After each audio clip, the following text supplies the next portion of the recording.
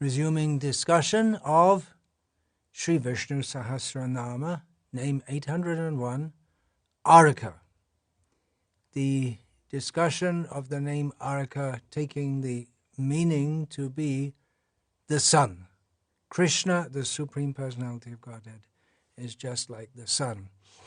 And in this series of talks, there's going to be discussion of various aspects of the sun, continuing discussion of the sun's illumination and how this is understood in relation to Krishna.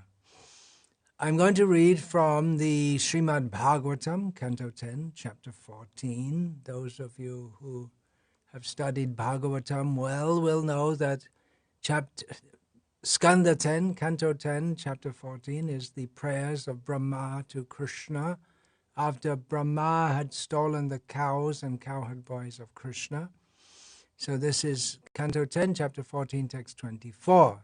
Brahma says to Krishna, Evang vidhang tvam sakalatmanam api swatmanam atmatmataya vichakshate Gurvarka labdho panishat suchakshusha ye te tarantiva bhavan ritam buddhim. Gurvarka. These are the words important for us here. Gurvarka, that's a combination of the word guru and arka, which is the very name we are discussing. The translation here of this verse, those who have received the clear vision of knowledge from the sun-like spiritual master, Gurvarka, can see you, Krishna, in this way as the very soul of all souls, the super soul of everyone's own self.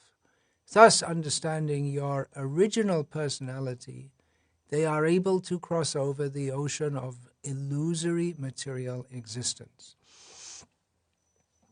We've been hearing about how the sun and facets of the phenomenon of the sun is understood to illuminate aspects of Krishna, the phenomenon of Krishna, who Krishna is, how he is the Supreme Personality of Godhead. In this verse, we hear that Arka, the sun, is compared to the Guru. So we may say, well, how is that Vishnu Sahasranama? Because it's supposed to be names of Vishnu. But I'm taking a bit of a broad license in explaining or attempting to explain how the sun, when we see the sun, we can relate this to the knowledge we have received from Shastra about Krishna. How to be Krishna conscious by seeing the sun. Now, this does fit with Krishna also, because we have heard about the illumination of the sun. It's just like when the sun rises, we see everything clearly. So when the sun of Krishna arises in our heart, then we can see everything very clearly. Jnanena tu tada jnanam yesham nashitam atmanaha tesham adityavaj jnanam prakashayati tat param. This is a verse I've quoted several times in the course of this discussion. When the sun, just like the sun's rising, we can see everything clearly. So when knowledge arises in our heart, we can see everything clearly. That's a gift from Krishna. Dadami buddhi yogam tam. I give knowledge of buddhi yoga, the intelligence by which they, the devoted souls, can come to me. But how is that knowledge received? That is from the sun-like spiritual master. The spiritual master is like the sun in as much as he gives the knowledge. The knowledge arises within the heart, but that's another part of this discussion, how Krishna is within the heart as Chaitya Guru, the Guru within the heart, and he manifests externally as the spiritual master to speak the knowledge that we need to hear about himself, about Krishna. And for those who are of honest and sincere disposition, that knowledge, when they hear it from a bona fide spiritual master, that will resonate within the heart. That means the Chaitya Guru within the heart confirms, helps, it directs our intelligence to accept that knowledge. That's why the spiritual masters, they only speak this intimate knowledge to persons who are faithful. Faithful means they have the first qualification to come in contact with Krishna, not to those who are always challenging. Of course, nowadays talks like this go out on YouTube, but mostly only persons of a faithful disposition will listen to talks like this. And it is very gratifying that all of these talks on Vishnu Sahasranama are being listened by a considerable number of devotees. It's usually now getting up to around 2,000 views. It is gratifying because these talks are not very entertaining in the terms of material, sensual titillation. It's just about Krishna. So the spiritual master is like the sun, inasmuch as gives knowledge, and in this way. Now, previously we said the example was given, and that will come up again in this series of talks. How you can't see the sun with a flashlight, so how can the spiritual master show the sun of Krishna? How can but it's not like showing a flashlight, because the spiritual master is non-different from the Supreme Personality of Godhead in the matter of giving spiritual knowledge. It's just like Krishna speaks to Arjuna. Srila Prabhupada speaks to his disciples speak to their disciples. If they give the message unchanged, it's the same knowledge, and it's not parrot-like repeating. One has to actually follow and believe, and then Krishna will give the power of attorney, as Srila Prabhupada used that term. It's a legal term. He will give the power of attorney to such a person to transmit that knowledge to others. In this way, the guru-disciple parampara continues. So the spiritual master is like the sun, inasmuch as it gives the knowledge by which ignorance is destroyed, and then we can see Krishna. And when we see Krishna, by seeing you, Kunti Devi prayed to Krishna, we will no longer see repeated birth and death. What is that verse? Vipada santu tashashvat tatra tatra jagad garo bhavatang darshano yatsad apuna bhava darshanam. She prayed to Krishna. Previously we had so many dangers and difficulties. Now not. Because you, Krishna, have arranged for all those dangers and difficulties to be finished. But she's praying. Actually, I think it's better that we have so many dangers and difficulties, because then we very intensely see you. We feel very intensely related to you in danger and difficulty. And if we see you, then we no longer see repeated birth and death. I'm going to read from Srila Prabhupada's purport to Bhagavatam, Canto 4, Chapter 31, Text 5, in this regard. In regard of the sun-like spiritual master. Srila Prabhupada writes, because of the night's darkness, everyone is afraid of rogues and thieves, especially in great cities.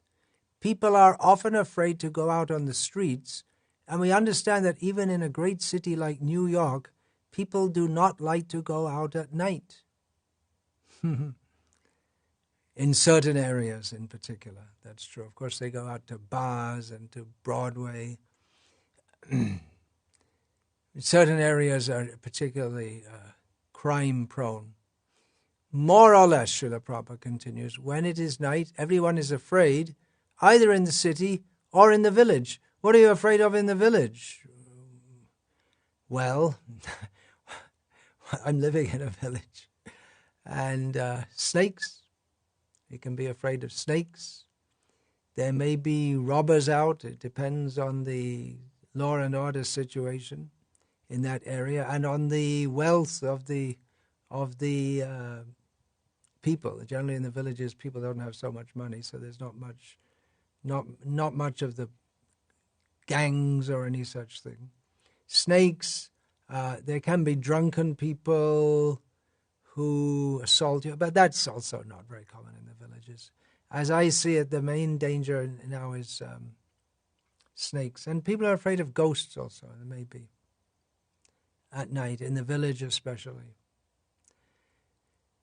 However, Srila Prabhupada writes, as soon as the sun rises, everyone is relieved. Similarly, this material world is dark by nature. Everyone is afraid of danger at every moment. But when one sees a devotee like Narada, because this verse is speaking about Narada, all fear is relieved. Just as the sun disperses darkness, the appearance of a great sage like Narada disperses ignorance. When one meets Narada or his representative, a spiritual master, one is freed from all anxiety brought about by ignorance. So the example of the sun's illumination compared to knowledge and the great saintly devotees, they are giving knowledge which clears ignorance, so they're giving illumination, and in that way they're like the sun. Here is a verse from Bhagavatam, Canto 10, Chapter 10, Text 41. Sadhunang samachittanang sutarang matkritatmanam darshanan no bhaved bandha pungsokshno savitur yata. So savitu, here that this is the word for the sun here. The translation, when one is face to face with the sun, there is no longer darkness for one's eyes. Similarly, when one is face to face with a sadhu, a devotee, who is fully determined and surrendered to the Supreme Personality of Godhead, one will no longer be subject to material bondage. So it's similar. The similar example, when one is face to when you're just looking at the sun, it's not recommended except sunrise and sunset because of the too bright, at least in this part of the world. Then there's no question of darkness. So when one is face to face with the sadhu, one will no longer be subject to material bondage, which is just like darkness. Another meaning we can take for this is that the devotees are bright, they're illuminating. They are illuminated, we could say, inasmuch as because devotees are bright, they are freed from sense gratification. Therefore, the brightness of the soul shines through. And that's true even of those who are not devotees, but who are sense-controlled. They have a brightness, a bright aura. As our beloved Dinabandhu Prabhu, one of the most beloved devotees in our movement, he likes to tell a story of seeing Srila Prabhupada arrive at one airport, and one worker there, a black man, said, "That man, he's shining, talking about Srila Prabhupada. He's a very simple man, obviously, but he experienced how Srila Prabhupada is so shining and so bright. Bright with the spiritual bliss shines through. then when the coverings of the soul are not there, then the spiritual brightness shines through. When there's no longer anxiety, lust, greed, and so many dirty things covering our whole consciousness, then the brightness of the soul shines through. And we see that in saintly people. If we see someone who's supposed to be saintly but they look morose, that means they're meditating on sense gratification. They're not properly situated. Another point we can get from this is that when we meet a person who can relieve all our problems, it's just like a great relief, just like when the sun rises. We heard from this verse from Bhagavatam. When the sun rises, it's a great relief. All our fear goes away. All our anxiety goes away. So many devotees experience that on meeting Srila Prabhupada for the first time, or maybe not for the first time, or some exchange.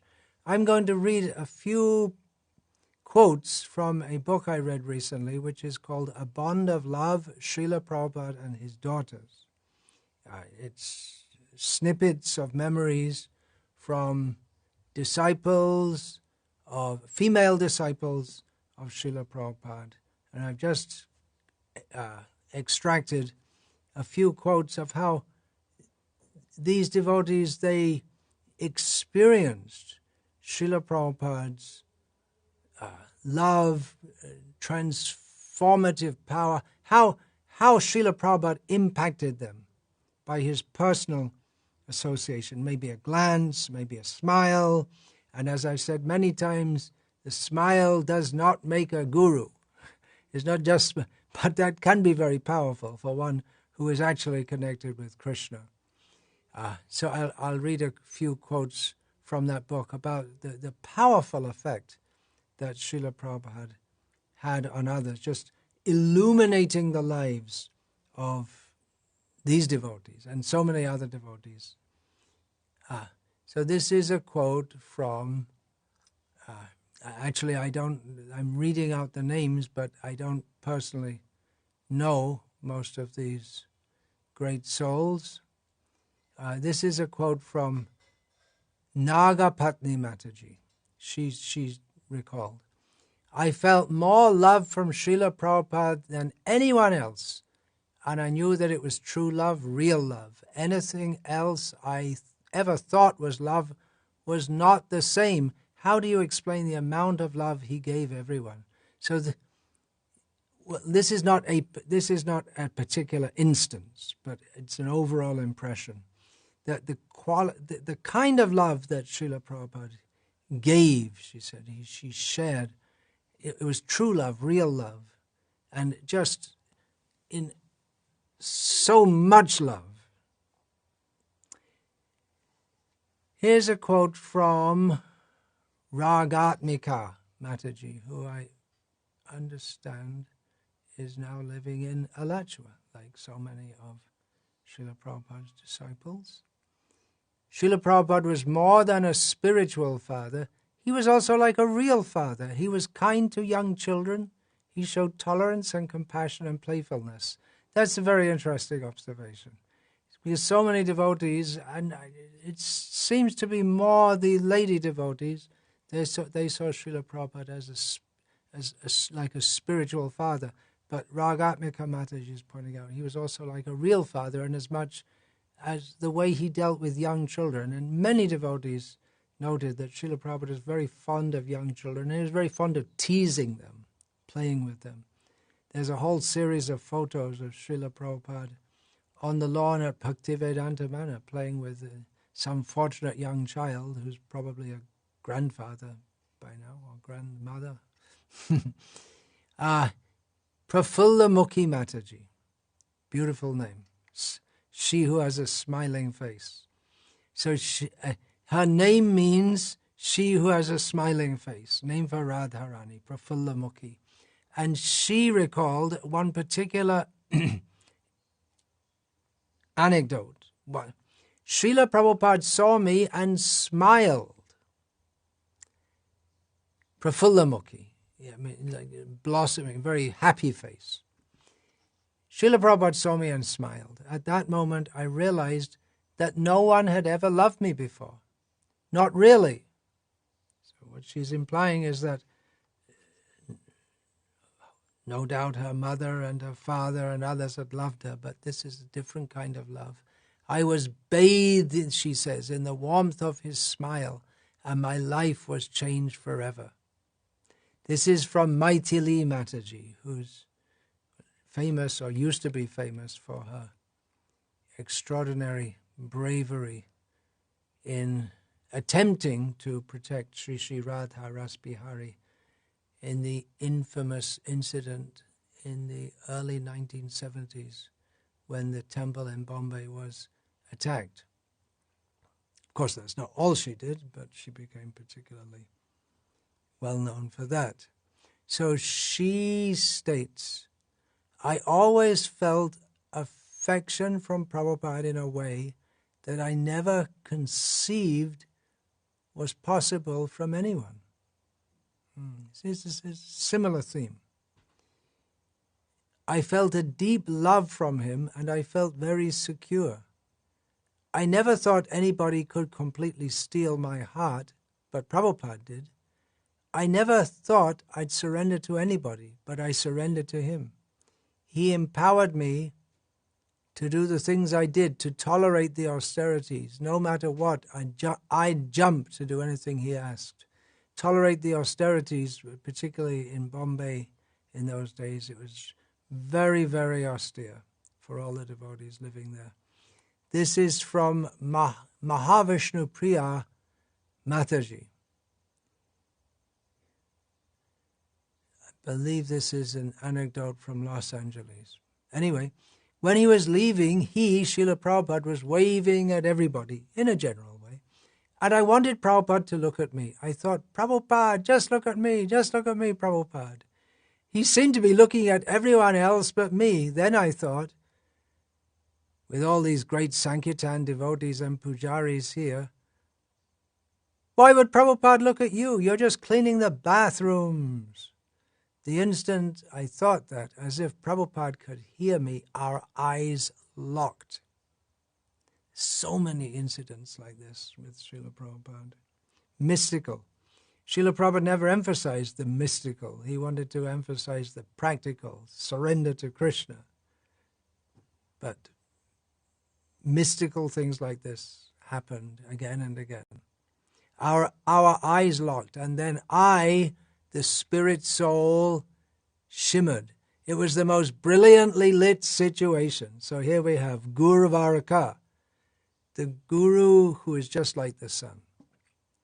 Tears burst out of my eyes, and I experienced a love of such intensity that I could hardly bear it. A love I had never felt from anyone, not even my own mother.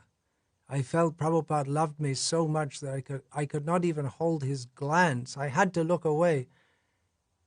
As I did so, I was crying, saying, Prabhupada loves me, he loves me. He doesn't even know me, but he loves me. Oh, wait a minute.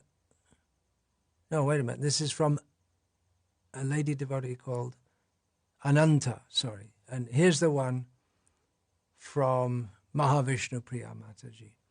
One morning while Guru Dev was talking, his words had a particular heavy effect upon me. And I was crying, tears of joy, gratitude, appreciation, relief, validation, and so many emotions all rolled into one were exploding in my heart.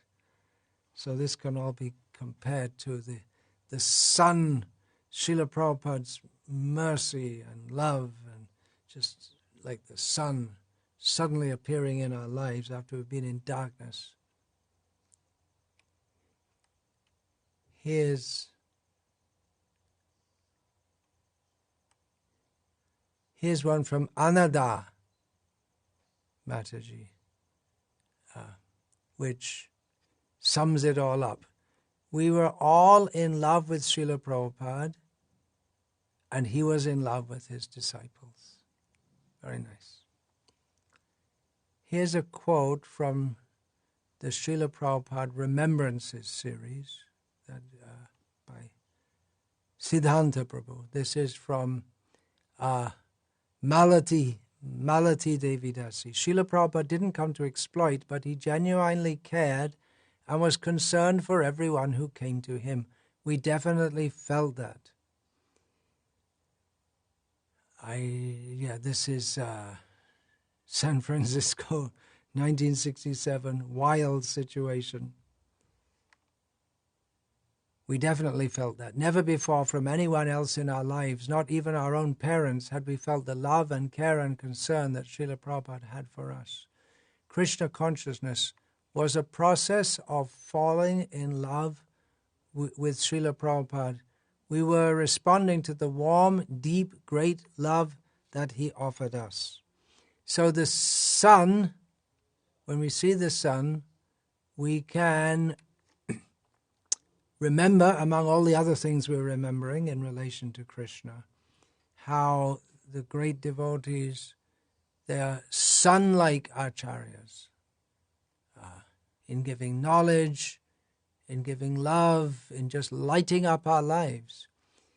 Another lesson we can learn from the sun is around the other way. I'll just read from the Bhagavatam, Canto 6, Chapter 16, Text 46, and then you'll understand what I'm talking about. Oh, just have to wipe my eyes.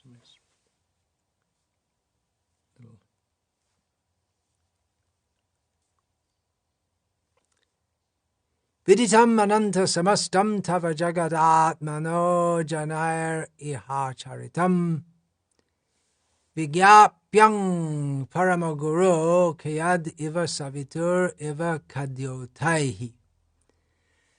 Savitu, again the word for the sun is here, and kadyot means a glowworm.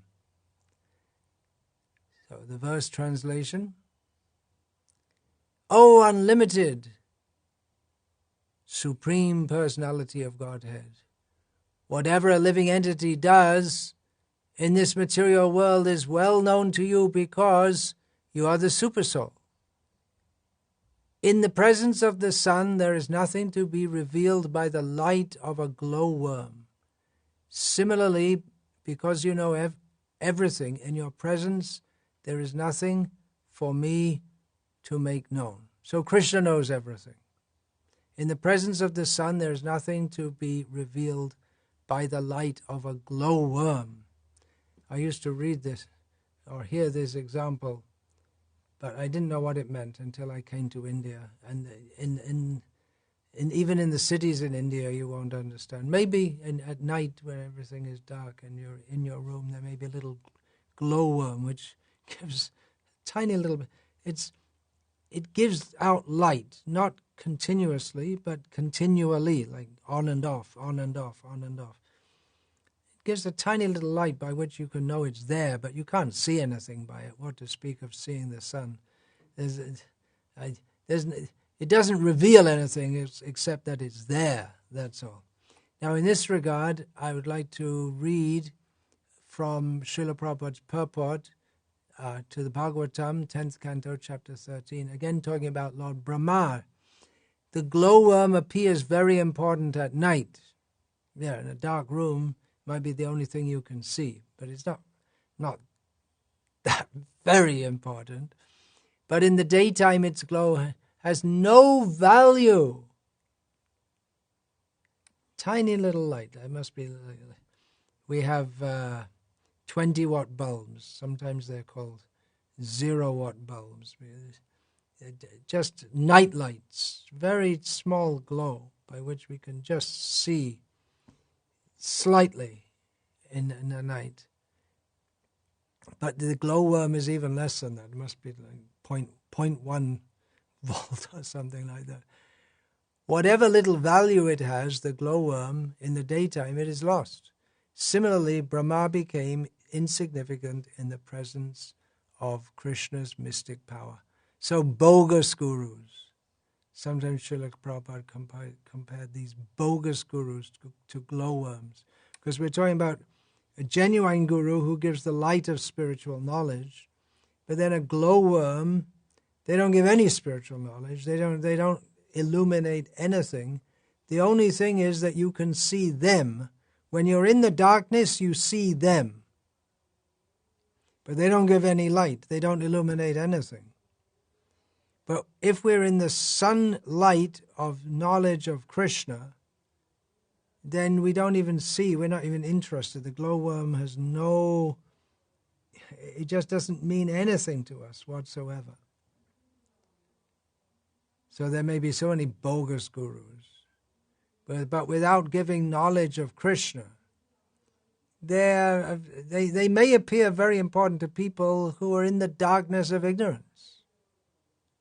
But to people who are blessed to have their lives illuminated by the light of spiritual knowledge given by Guru and Krishna, the glowworms are of no interest whatsoever. And with that thought, I'll finish this talk and pray to all the devotees to light up their lives with Krishna consciousness and try to spread that light to others also. Just as the sun relieves us from the fear and anxiety and cares of darkness, we're so fortunate to have been relieved from the darkness of ignorance by the knowledge received through the Guru Parampara from all the great acharyas and disciplic succession. And they ask us, conveying Chaitanya Mahaprabhu's order, they ask us to also continue distributing that knowledge to others. Jare deko tare koha Krishna upadesh, amara gai guru hoya taro edesh. That is the order of Chaitanya Mahaprabhu. When he gave the spiritual knowledge which lit up the life of the Kurma Brahmana, he told him to distribute this knowledge to others, to become a guru, guru of Arka, an illuminating guru, illuminating like the sun, so that others can see everything clearly. So let us be illuminating like the sun and not some miserable little glowworm. Vancha kalpatarubhyascha kripa sindhubhya evacha patitanam pavanebhyo vaishnavebhyo namo namaha. Dante nidhaya chunakang padayo nipatya kritva chakakushatameta bravimi. Hey sadhava sakala eva vihaya durat gauranga chandra charane kurutanuraga. Parivadatu jano yata tatava nanumokarona vayang vicharayamaha. Hari rasa madira madati mata bhuvi vilutama nartama nirvishama. Hare Krishna, Krishna Krishna, Hare Hare, Hare Rama, Rama